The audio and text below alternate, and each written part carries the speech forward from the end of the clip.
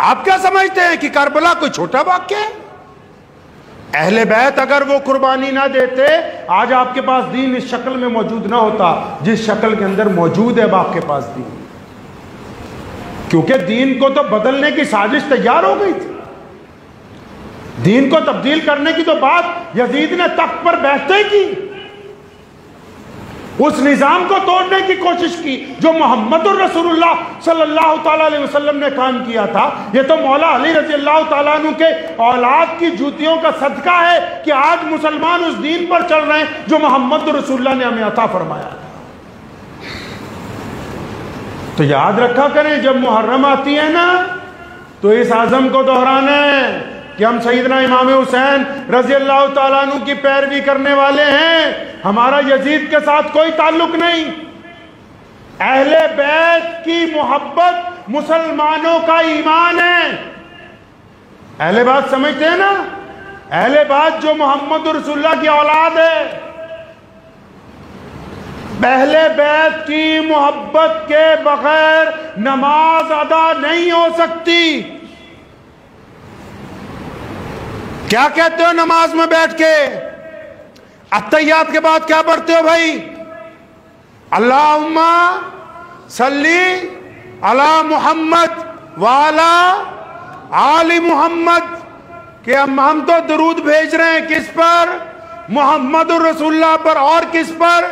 محمد الرسول اللہ کی اولاد پر، ان کے گھر والوں پر، سیدنا امام حسن پر، امام حسین پر، مولا علی کرم اللہ وجہ پر، بی بی فاطمہ پر، محمد رسول اللہ کے گھر والوں پر۔ ہم نماز میں جب تک سلام نہیں بھیج لیتے نماز نہیں ہو سکتی۔ وہ کون سا بدبخت ہے کہ جس کے دل میں ذرہ برابر بھی خیال آ جائے کہ اہل بیت کا میں ساتھ نہیں دے سکتا۔ اہل بیت کی محبت ہمارے ایمان کا حصہ ہے، جب تک وہ دل میں موجزن رہے گی تب تک آپ مسلمان ہیں، اگر وہ دل میں موجزن نہیں ہے تو اس خام خیالی کو اپنے دل سے نکال دیجئے۔ ٹھیک ہے اہل بیت سے آپ لوگ بھی بڑی محبت کرتے ہیں، لیکن محرم کے دنوں میں وہ احترام باقی نہیں ہے کئی لوگوں میں جو ہونا چاہیے، وہ احترام نہیں باقی جو ہونا چاہیے۔ اہل بیت کا احترام ہمارے ایمان کا حصہ ہے۔ آج کل تو حیرت کی بات یہ ہے کہ کچھ لوگ جو اپنے آپ کو کہتے ہیں کہ ہم محرم منانے جا رہے ہیں اور نعوذ باللہ ان کے جسم میں نشہ داخل ہو جائے تو ان کے لیے یہ ڈوب مرنے کا مقام ہے۔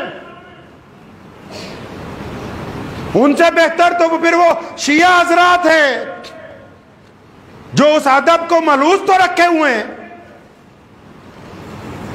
آپ کس انداز کے ساتھ محرم کو سڑکوں کے اوپر اتر رہے ہیں کہ دیکھنے والوں کو یہ محسوس ہو رہا ہے کہ دیکھو یہ کسی ادب کے دائرے میں نہیں ہے۔ اہل بیت کا ادب جو ہے وہ نہایت ضروری ہے۔ اہل بیت کے ادب کے لیے ضروری ہے کہ آپ باوضو ہوں، اہل بیت کے ادب کے لیے ضروری ہے کہ آپ کے زبان پر درود پاک کا ورد ہو، اہل بیت کے اس وقت ادب کے لیے ضروری ہے کہ نماز کو اس کے وقت پر ادا کیا جائے۔ یہ جو دین کی حفاظت کی جنگ سیدنا امام حسین رضی اللہ تعالیٰ عنہ نے لڑی ہے نا، ہم نے تو دین نعوذ باللہ چند گنتی کے لوگوں کے پاس گروی رکھ دیا ہے نا، ہم نے دین اپنے ہی چند سرمایہ داروں کے پاس نعوذ باللہ گروی رکھ دیا۔ یزید بھی انہی میں سے تھا جو سمجھ رہا تھا کہ دین کو میں نے اپنے انڈر لے لیا اور یہ اب دین میرے پاس گروی رکھا گیا ہے۔ لیکن قربان جاؤں امام حسین رضی اللہ تعالیٰ عنہ میں کہ جنہوں نے یہ رسم قائم کر دی کہ کوئی بھی بندہ دین کے اوپر قابض نہیں ہو سکتا، کوئی بھی بندہ دین پر قابض نہیں ہو سکتا، چاہے وہ بڑے سے بڑا خلیفہ ہو، چاہے وہ بڑے سے بڑا مولوی ہو، چاہے وہ بڑے سے بڑے ادارے کا محتمم ہو، چاہے وہ بڑے سے بڑے مسلمانوں کا ممبر پارلیمنٹ ہو، کوئی بھی بندہ دین کے اوپر قابض نہیں ہو سکتا۔ اپنی مرضی سے کوئی اس دین کو ادھر ادھر نہیں کر سکتا۔ یہ دین اسی روش پر چلے گا جو محمد الرسول اللہ صلی اللہ علیہ وسلم نے قائم فرمائی۔